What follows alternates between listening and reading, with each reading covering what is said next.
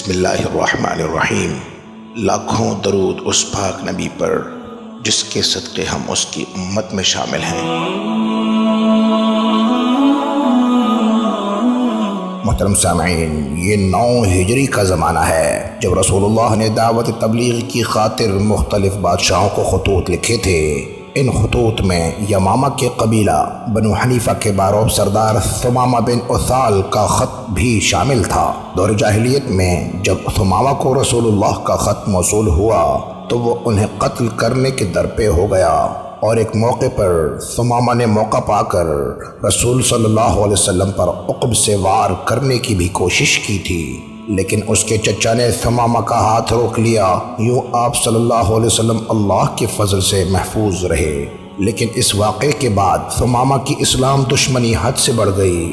ثمامہ نے ایک موقع پر رسول صلی اللہ علیہ وسلم کے صحابہ کو گھیر لیا تھا اور انہیں بے دریغ قتل کر دیا تھا۔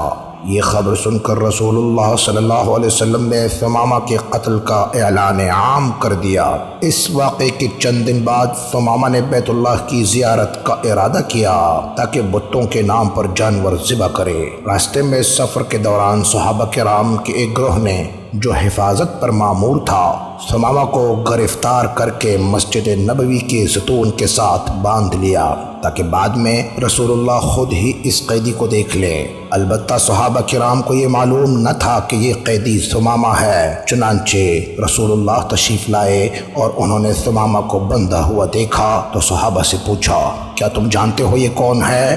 صحابہ نے فرمایا، ہمیں علم نہیں ہے۔ آپ صلی اللہ علیہ وسلم نے فرمایا، یہ ثمامہ بن اثال ہے۔ آپ صلی اللہ علیہ وسلم نے اس کے ساتھ حسن سلوک کا حکم دیتے ہوئے فرمایا کہ میری اونٹنی کا دودھ اسے صبح شام پلایا جائے اور گھر سے کھانا دیا جائے۔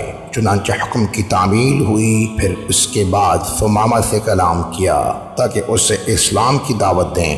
آپ صلی اللہ علیہ وسلم نے مشفقانہ لہجے میں پوچھا، ثمامہ تمہاری کیا رائے ہے؟ اس نے جواب دیا کہ اگر تم مجھے قتل کرو تو اپنے صحابہ کے قاتل کو مارو گے، اور اگر معاف کر دیں گے تو ایک قدردان پر مہربانی ہوگی، اور اگر مال چاہیے تو جتنا مال چاہتے ہیں آپ کی خدمت میں پیش ہوگا۔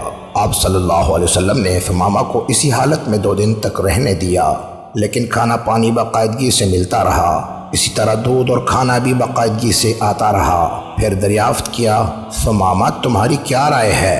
ثمامہ نے وہی بات دوبارہ دہرائی۔ آپ صلی اللہ علیہ وسلم نے پھر 2 دن کے لیے اسے چھوڑ دیا۔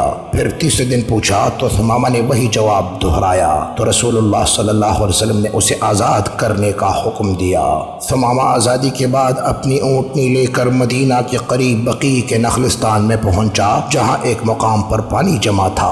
اس نے وہاں اونٹنی کو بٹھایا اور اچھی طرح غسل کیا اور واپس آ کر رسول اللہ کے حضور کلمہ شہادت پڑھ لیا۔ پھر کہا، میرے پیارے محمد صلی اللہ علیہ وسلم، اللہ کی قسم، اسلام سے قبل مجھے آپ صلی اللہ علیہ وسلم کے چہرے سے برا کوئی نہ لگتا تھا، اور آج آپ صلی اللہ علیہ وسلم کا چہرہ سب سے زیادہ محبوب ہے۔ ثمامہ نے کہا، یا رسول اللہ، میں نے آپ کے ساتھیوں کا بے دریغ خون بہایا ہے، میرے جرم کا مداوع کیا ہے؟ آپ صلی اللہ علیہ وسلم نے فرمایا، اسلام گزشتہ گناہوں کو مٹا دیتا ہے۔ ثمامہ نے خوش ہو کر کہا، میرا سب کچھ آپ صلی اللہ علیہ وسلم کے لیے وقف ہے، اب میں آپ کے دشمنوں سے لڑوں گا۔ پھر عمرہ ادا کرنے کی اجازت مانگی تو رسول اللہ نے اسلامی طریقہ سکھا دیا۔ اس کے بعد ثمامہ مکہ میں لبیک کی صدا بآواز بلند کہتا ہوا داخل ہوا۔ جب کافروں نے آواز سنی تو تلواریں نکال لیں۔ ایک شخص نے نیزہ مارنے کی کوشش کی تو دوسرے نے روکا اور کہا کہ یہ تو یمامہ کا بادشاہ ثمامہ ہے، اگر اسے تکلیف دی تو ہم بھوکوں مر جائیں گے۔ قوم نے تلواریں نیام میں ڈالیں اور پوچھا، تم کیوں بے دین ہو گئے؟ ثمامہ نے جواب دیا، میں بے دین نہیں ہوا، بلکہ میں نے تو اب عمدہ دین اختیار کیا ہے۔ واللہ، جب تک تم لوگ پیارے نبی کا دین اختیار نہ کرو تمہیں ایک دانہ گندم بھی نہ ملے گا۔ عمرہ سے واپسی پر ثمامہ نے قریش کی امداد بند کی تو لوگ بھوکے مرنے لگے۔ قریش نے رسول کے نام رحم کی درخواست لکھی تو رسول اللہ نے ثمامہ کو امداد بحال کرنے کا حکم دیا۔ ثمامہ نے فوراً تعمیل کی۔ یوں وقت گزرتا رہا اور پھر رسول صلی اللہ علیہ وسلم اس دار فانی سے کوچ کر گئے تو مسیلمہ کذاب نے اپنی قوم بنو حنفیہ کو گمراہ کیا اور نبوت کا دعویٰ کر دیا، لیکن ثمامہ اپنی قوم کو راہ ہدایت پر رہنے کا حکم دیتے ہوئے مرتدوں کے خلاف میدان میں اتر آئے اور انہوں نے ہر قدم اللہ کے دین کی سرفرازی کی۔ اللہ تعالی ہمیں صحابہ جیسا ایمان اور عشق نصیب فرمائے۔ اقول قولی واستغفر اللہ لی ولکم ولسائر المسلمین۔